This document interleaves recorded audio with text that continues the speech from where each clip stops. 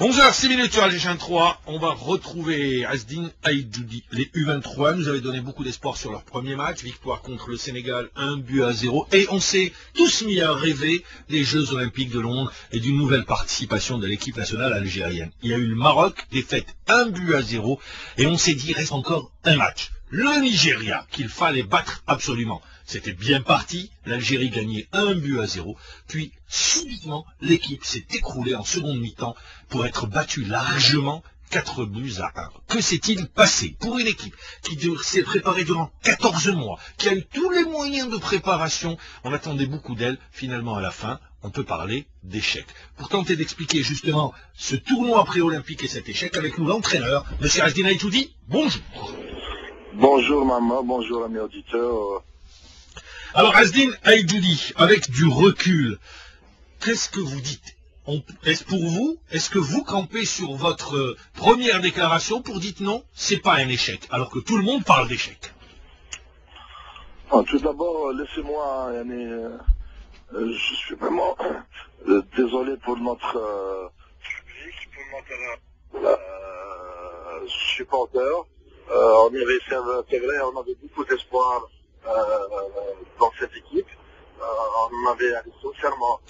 Azdin Aïdjoudi, je vais vous demander juste de diminuer votre transistor parce que vous deviez être avec nous, finalement vous n'avez pu vous déplacer. Alors de diminuer votre transistor pour une bonne qualité d'écoute. Non, je suis... Voilà, là on vous reçoit bien. Azdin? Non, vous avez perdu. J'espère qu'on va le retrouver très rapidement, c'est les aléas du direct, vous les vivez avec nous.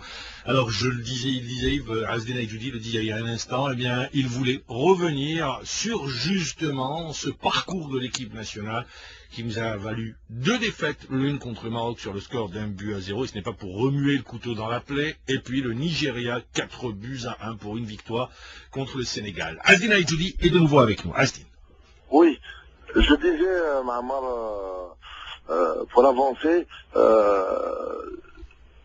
c'est vrai que je tiens et je reviens sur ce n'est pas réellement un échec, dans un sens beaucoup plus stratégique de cette génération, parce qu'il faut savoir que ce n'est pas une équipe qu'on avait depuis 5 ans ou 7 ans.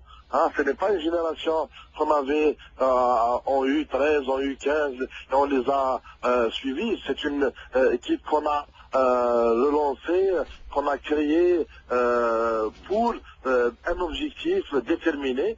C'est vrai qu'il y avait des facteurs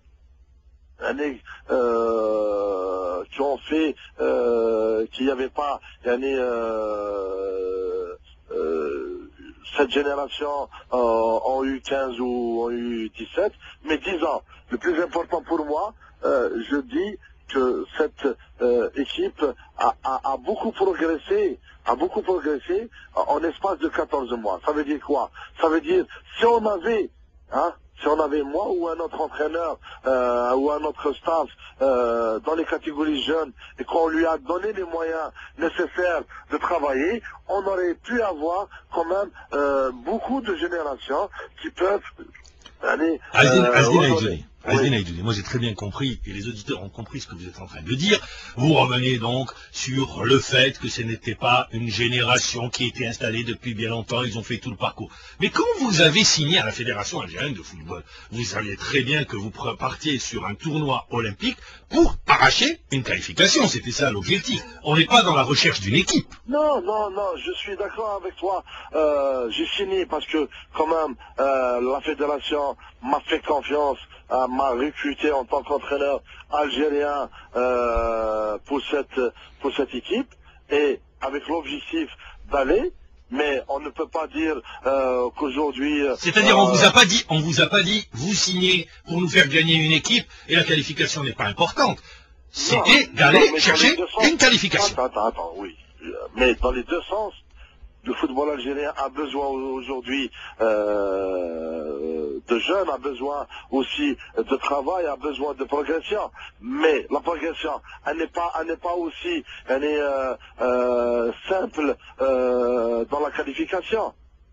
Mais Azdin, c'est-à-dire, dans le même temps, voilà, C'est une équipe qui nous a donné, qui avait, avant le tournoi, avait donné beaucoup d'espoir. Et rappelez-vous, je vous avais eu en direct pour dire, si vous permettez, je vous avais eu en direct et on avait attiré votre attention sur le fait peut-être qu'il y a des prémices, qu'il y a des risques, que les choses ne se passent pas bien. C'était après la défaite contre l'Arabie Saoudite au tournoi de l'UNAF. Bon, il y a eu la victoire contre le Niger, 2 victoires en match amicaux contre l'Afrique du Sud, une équipe qui a vécu en stage permanent, c'est-à-dire, en principe, cette équipe, elle montait en puissance. C'est une équipe qui a gagné en maturité. C'est pour ça qu'on attendait beaucoup de cette équipe.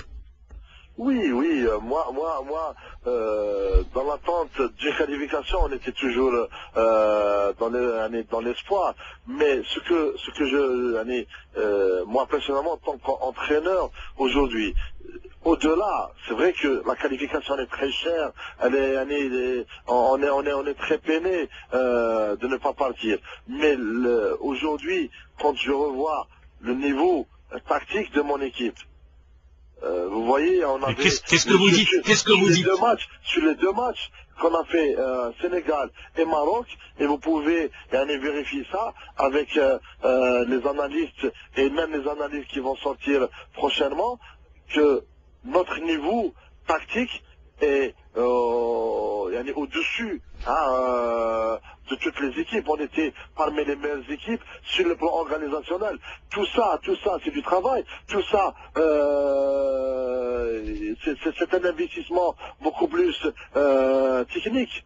Asdine, vous dites, on était au-dessus, mais le fait d'être au-dessus ne nous a pas permis d'aller en demi-finale. Vous tenez...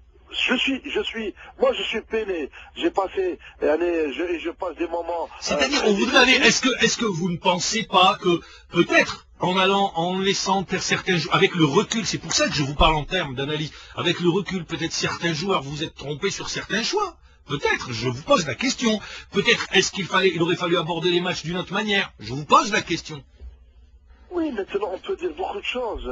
Il faut tout ça, je le développe dans mon rapport que je vais donner à la fédération dans les jours à venir, comme ça qu'il y aura moins d'erreurs, parce que les erreurs au football, ça va jamais se terminer.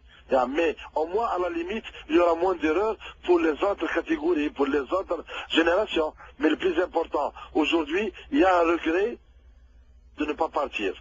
Mais sur le plan organisationnel, sur le plan, je veux dire, marge de progression, on doit tenir en compte. Et il y avait des gens qui nous ont beaucoup critiqués, qui nous ont beaucoup...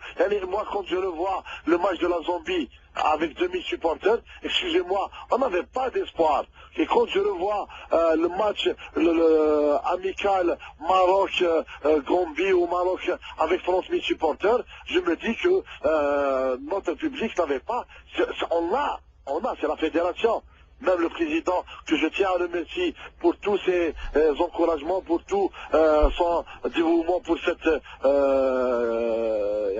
catégorie, il nous a mis les moyens, il était derrière nous, je le remercie, mais le public, je dirais pas seulement le public, même au niveau de la presse, il y avait quand même quelques journalistes que je remercie qui sont venus avec nous, que ce soit au tournoi de l'UNAF la saison passée, que ce soit l'année passée, que ce soit le tournoi de l'UNAF au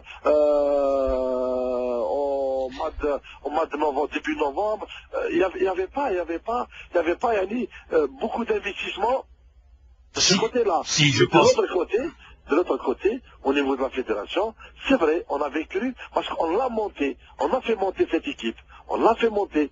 Mais Asdine, vous savez très bien, sur les U23, sur cette équipe, combien de joueurs vont, parce qu'il y a toujours cette décantation sur 11 joueurs ou 22 joueurs de cette équipe, il y en aura 3, 4 peut-être qui iront en équipe A, et vous le savez très bien. Non, maman, je dirais, s'il n'y aura pas une période de transition pour eux, il y aura 0. Bah voilà, alors d'accord, alors vous allez encore plus loin. Mais s'il y a une continuité, pas simplement avec les jeudis... Mais c'est des tranches d'âge, après les U23, il n'y a plus rien. Non, mais il y a, pourquoi on peut avoir les grandes équipes, les grandes nations, elles ont leur équipe B, non? D'accord, ça restera.